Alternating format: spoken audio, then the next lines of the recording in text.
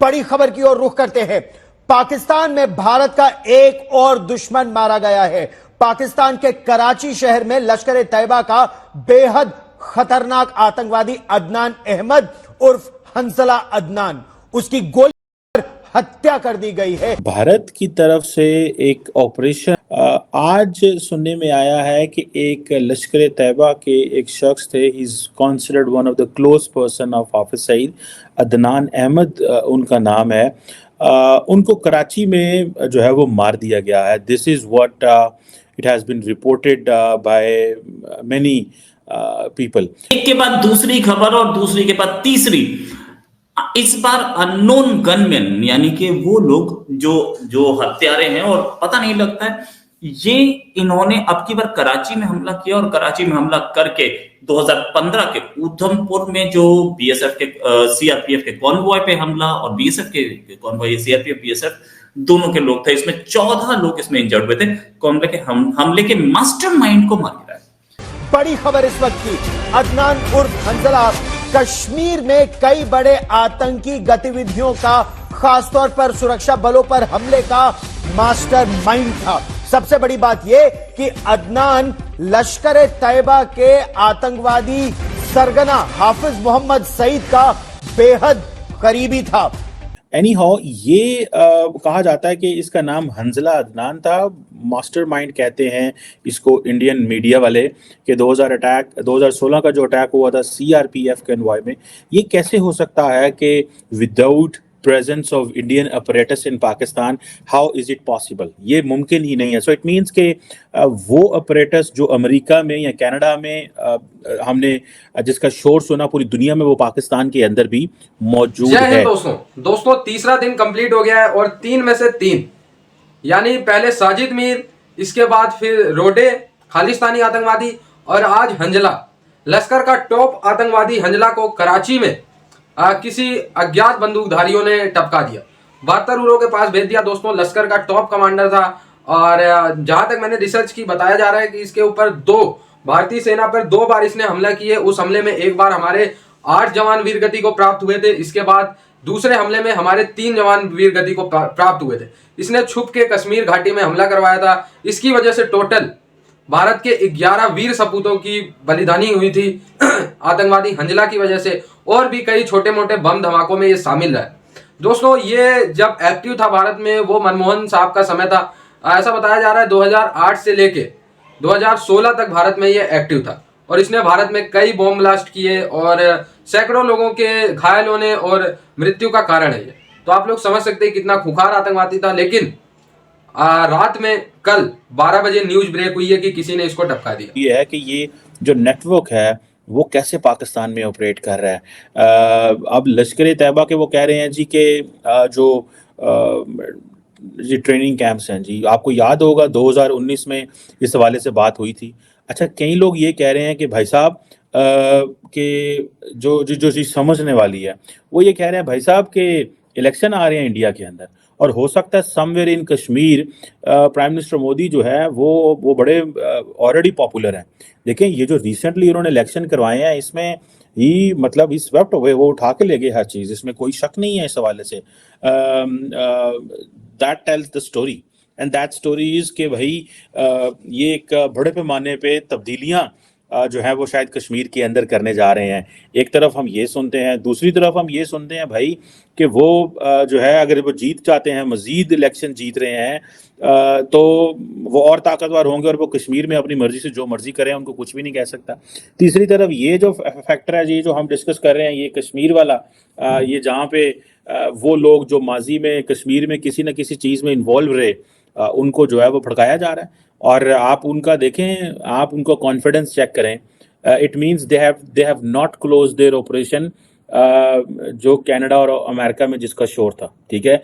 Unknown gunman जो हैं वो कैसे पाकिस्तान के अंदर बिल्कुल राइट बंदे पे पहुंचते हैं। और मैं इस पे एक बात कहूँगा, the Pakistani authorities have failed to establish the link. और बहुत सारे लोग ऐसे भी हैं इंडिया के अंदर जो ये कह रहे हैं कि शायद जो है वो पाकिस्तान की आईएसआई ये सारा कुछ करवा रही है, जस्ट टू जिसे कहते हैं ना डाइवर्ट अटेंशन, कि वो जो है ना अपना बैकयार्ड क्लियर कर रही है। भाई हुकूमत जो होती है या जो एजेंसियाँ होती हैं वो अपने लोगों को थोड़ा ही मारती मरवाती हैं। हुकूमत जिसे वो कहते हैं ना कि वो उसका ये काम तो नहीं है कि अपने लोगों को मारे। हुकूमत की जॉब ये होती है, या इंटेलिजेंस एजेंसीज की जॉब ये होती है कि उनका काम ये होता है कि अपने लोगों को प्रोटेक्ट करना। सो ये जो शख्स है इसको जो मारा गया है कराची के अंदर, ये एक जिसे वो कहते हैं ना, और ये मेरा ख्याल है 3 दिसंबर को किया गया। तो आज कम से कम 6 दिसंबर है, तो इट मीन्स इसको नॉर्मली छुपाया गया है कि ये टारगेट हुआ। इसको फिर जो है वो जख्मी हुए थे, और फिर मेरा ख्याल है ऐसे कहा जा रहा है इनके बारे में। बट एनी हो उनको जो इट मीन्स के जो इंडियन डीप स्टेट है, they absolutely know what's where the people are. Hafiz Saeed के लोग कहाँ पे हैं, वो क्या कर रहे हैं। इट मीन्स कि there are people who are insiders who are telling them, maybe जिसे वो कहते हैं ना वो जो अंदर कोई लोग होंगे इन ग्रुप्स के अंदर। ये दफा ग्रुप्स के अंदर लड़ाइयाँ हो जाती हैं, तो they share the information for sake of money. America में भी देखें, रॉ ने जो किया है वो उन लोग पैसा लगाए, उन्होंने कहा $1 लाख ले लो, उन्होंने फारा कर दो। डीजल का भी ऐसे हुआ था, सो वो उधर भी जारी बात है पैसा चला है। सो आई थिंक जो इंडियन जो डीप स्टेट है, दे आर वर्किंग, ठीक है यार पैसे लगाओ, 1, 2, 4 लाख, $10 लाख ले लो, कोई ज्यादा रकम तो नहीं है। इन केस अगर $1 मिलियन में आप एक टेरर क्रिएट कर देते हो किसी दूसरे मुल्क के अंदर, तो that means you are doing a lot of work. $1 million is not a money for a state. $1 million क्या चीज होती है पाकिस्तान के हिसाब से? वो 30 करोड़ रुपया, 30 करोड़ रुपए की क्या वैल्यू? एक प्लॉट है, उसकी कीमत 30 करोड़ रुपया होती है। But the damage, the terror you create, उसकी जो वैल्यू है वो बहुत ज्यादा है।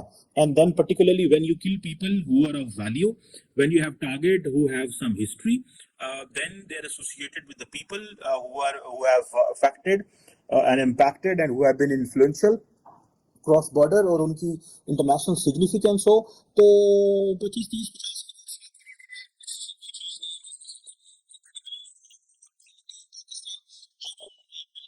मुझे नहीं लगता कि कोई ये बहुत बड़ी जो चीज है ये उन्होंने जो है वो बड़ा मुश्किल टारगेट अचीव करना है। That's where the importance is. And आप कॉन्फिडेंस चेक करें कि चीजें जो खराब हुई कनाडा में और अमेरिका में, इसके बावजूद ये operation in Pakistan is continue. और मैं इस हवाले से very much curious to know from the government, हमारे जो इंटीरियर मिनिस्टर हैं या हमारे जो पंजाब एंड सिंध के जो आईजीज हैं, they need to tell to the people of the country that what is this going on, but unfortunately nobody is highlighting this in much.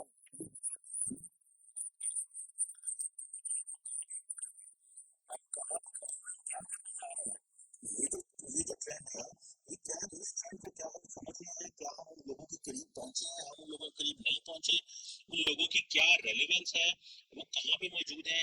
ये एक बहुत बड़ा, जिसे मैं कहता हूँ ना, एक सवाल है, जिस सवाल को इन माय अंडरस्टैंडिंग समझने की जरूरत है। बट आई विश कि हम लोग जो है वो उसको कर सके, लेकिन मेरा नहीं ख्याल कि हमारे लोग इसको इस तरह रिस्पॉन्ड करेंगे। हमारे लोग इसको किसी और तरीके से रिस्पॉन्ड करेंगे, and that could be definitely tit for tat. Normally जो डीप स्टेट्स होती हैं वो और तरीके से ऑपरेट करती हैं। अब हमारे यहाँ पे क्योंकि ये कश्मीर के रिलेटेड लोग हैं, तो इनकी जारी बात है एक सिग्निफिकेंस है। एक वो जो इन ग्रुप था, वो इन ग्रुप जो उस वक्त में, क्योंकि अब तो there is no group which is being sponsored by Pakistan. माजी में हालात ऐसे थे, चीजें चल रही थी, उस वक्त खित्ते का एनवायरनमेंट इस तरह था, but now obviously things have moved on, so nobody in Pakistan can take a risk in such kind of a situation. So it means कि ये जो चीजें हैं, ये अगर टिट फॉर टैट होता है, तो इट मीन्स कि ये तो मजीद रिस्क है। तो दोस्तों, भारत के दुश्मन इस दुनिया के किसी भी कोने में छुप जाए, लेकिन किसी अज्ञात बंदूकधारियों ने, लगता है ये अपने लिए मन का लक्ष्य बना लिया है और अपने लिए लक्ष्य निर्धारित कर दिया है कि टपकाना है भारत के दुश्मन को। अच्छा दोस्तों, कुछ लोग कह रहे हैं कि इसमें आईएसआई इन्वॉल्व है, पाकिस्तानी खुफिया एजेंसी जानबूझ के ऐसे आतंकवादियों को टर्मिनेट कर दिया। भाई जो भी है तो भारत के दुश्मन ना, और अगर जानबूझ के टर्मिनेट ही कर रही है, इतनी प्यारी हो गई है, टर्मिनेट कर रही है भारत के आतंकवादियों को, तो हाफिज सईद, मौलाना मसूद अजहर, जकीर रहमान लखवी, इन सबको भी टर्मिनेट कर दे, ठीक है, फिर क्या ही बात है, बल्ले बल्ले है। लेकिन दोस्तों, मुझे नहीं लगता ये आईएसआई ऐसा काम कर रही है। अगर आईएसआई को करना भी होता ना, तो ये न्यूज व्यूज ब्रेक नहीं होती, क्योंकि पाकिस्तान की आईएसआई है भाई, वो आतंकवादियों को खुद ही सुरक्षा देती है। अगर खुद ही मारना होता उनको, तो ये न्यूज थोड़ी ब्रेक करते। तो मेरे ख्याल से ये कोई या तो आपसी रंजिश के कारण ये लोग मारे जा रहे हैं, भारत के दुश्मन बेशक से हैं, और या तो समहाउ इन्होंने भारत में इतने परिवारों को दुख के आंसू रुलाए हैं और भारत में इतने निर्दोष लोगों को मारा है इन्होंने, तो हो सकता है भाई ISI हो अपना, ठीक है। तो अपने दुश्मनों को मारना कोई बुरी बात तो है नहीं। जैसे कुछ लोग कहते हैं भाई इसमें भारत इन्वॉल्व नहीं है। अरे भारत इन्वॉल्व है तो क्या दिक्कत है इसमें? हमारे पास तो प्रॉपर सबूत है, इसने हमले करते हुए वीडियो बनाए हुए हैं, पूरा प्रॉपर वीडियो है हमारे पास, ये हमारे ऊपर हमला कर रहा है। पाकिस्तान खुद कहता है ये हमारे इधर नहीं है, फिर पाकिस्तान में मरते हैं। और अगर ISI अगर इसमें रॉ का नाम आ भी जाता है तो कौन सी बड़ी बात हो गई? तो मुझे नहीं लगता इसमें अगर रॉ की इन्वॉल्वमेंट है तो इसमें किसी को डरना चाहिए, ठीक है। कोई दिक्कत नहीं है। अमेरिका भी हो गया, UK भी हो गया, ऑस्ट्रेलिया भी हो गया, इवन दो रसिया हो गया, ये सारे देश अपने दुश्मनों को विदेशों में जाके खत्म करते हैं, इसमें कोई डरने वाली बात नहीं है। अगर किया है हमारे रो के वीर जवानों ने तो सैल्यूट बनता है यार उनको, एक तो उनकी हौसला बढ़ाना चाहिए। आई होप ये वीडियो आपको अच्छा लगा हो, जुड़े रहे ऐसी वीडियोस के लिए। तब तक के लिए धन्यवाद। जय